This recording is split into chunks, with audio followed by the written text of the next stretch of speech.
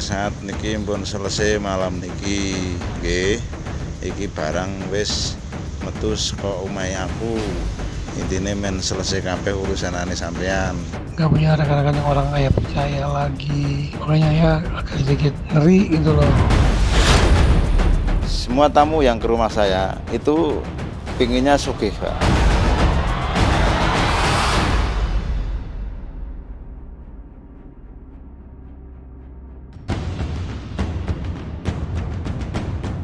Fenomena praktik-praktik kejahatan berkedok penggandaan uang nampaknya masih terus saja terulang.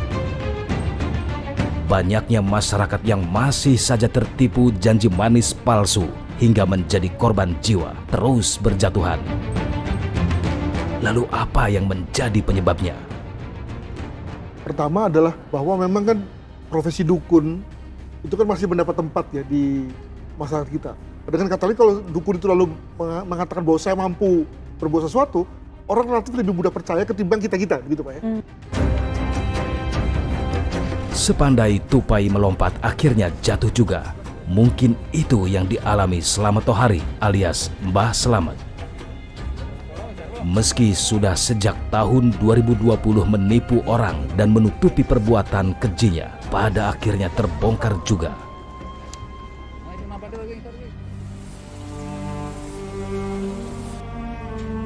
Bahkan terbongkarnya praktik keji Mbah Slamet membuat sang istri merasa lega. Pasalnya, sejak mengenal wanita idaman lain, perilaku Mbah Slamet mulai berubah dan jarang menafkahi kembali keluarganya. Udah lama nggak pulang, kan itu sama perempuan lain. Katanya ngekos di Karangkobar. Terus Kan udah setahun melantarkan anak istri kan udah berarti setahun. Saya lega karena Pak Tundiri udah ketangkap. Saya nggak tertekan-tekan terus itu sama perempuan lain gitu. Itu ya. Oke. Saya udah merasa lega gitu, nggak sakit hati sih. Beragam cara menebar pesona tipu muslihat dukun palsu menjadikan banyak korban yang terjerat janji manis. Untuk menjaring banyak peminat, Mbah Slamet mengajak BS sebagai orang yang menyebarluaskan aksinya melalui sosial media Facebook. Isu beredar jika BS dibayar 10 juta untuk menyebarkan jasa dukun gadungan ini di sosial media Facebook. Anehnya, meski sudah menipu dan juga membunuh para pemilik uang, Slamet Tohari tampak tenang dan tak ada muncul penyesalan saat diwawancarai. Mbah Slamet katanya benar-benar lupa mengenai identitas para korban itu. Itu gimana ceritanya, Pak? Ya betul, karena sudah lama orang-orang itu yang saya bunuh, jadi saya lupa namanya itu. Itu yang pertama dan terakhir itu masih ingat Pak, cuma namanya itu banyak yang lupa gitu Pak. Kalau yang pertama tahun 2020 benar Pak? Sekitar itu ya. Berarti yang terakhir yang kemarin 2023? Iya, yang terakhir ini yang dari Bapak Sukabumi Parianto.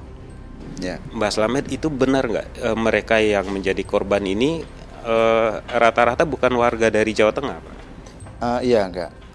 Ada yang dari Jakarta, dari Tasik gitu Pak. Ya.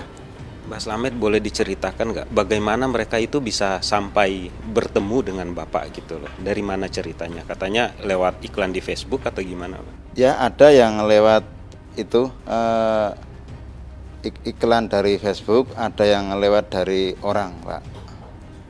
Mereka itu rata-rata kesini itu niat utamanya ingin cepat kaya atau bagaimana, Pak? Semua tamu yang ke rumah saya itu pinginnya sugih Pak. Ya. Sebenarnya Mbah Slamet ini punya kemampuan untuk itu atau enggak, Pak? Untuk bisa membuat orang itu bisa benar-benar kaya. Nggak bisa Pak, sebetulnya saya itu cuma bohong Pak.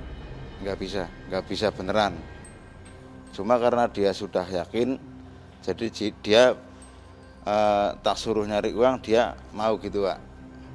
Ya saya yang jelas eh, eh, perilaku yang saya lakukan, yang jelas benar-benar saya membunuh orang sejumlah 12 orang, yang jelas saya tobat, benar-benar tobat gitu Pak. Kalau dari keluarga saya, anak dan istri sama sekali nggak ada yang tahu kalau saya itu membunuh orang gitu Pak. Warga juga berarti nggak tahu juga?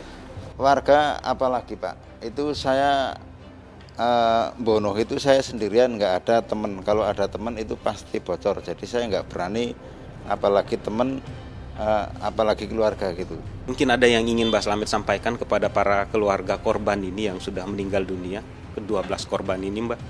Ya mudah-mudahan 12 korban itu udah ada di sana, mudah-mudahan dikasih jalan yang benar gitu Pak. Ya intinya mudah-mudahan dari pihak keluarga korban, mudah-mudahan dikasih jalan yang benar gitu. Ya di sananya. Ya tetap saya minta maaf semua korban-korban saya yang sudah meninggal Pak. Ya sih, ini cuma intinya sih waspada aja.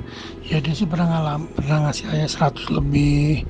Cuma ini buat waspada aja, takutnya namanya ayah kan nggak punya temen, nggak punya rekan-rekan yang orang ayah percaya lagi. Makanya ayah agak sedikit ngeri gitu loh. Apalagi tadi di hutan, ayah nggak sadar, yang ngantuk mulu, habis minum tidur lagi sampai ayah lagi bersila nih sambil nunggu, kepala ayah langsung tidur di bawah, kan aneh.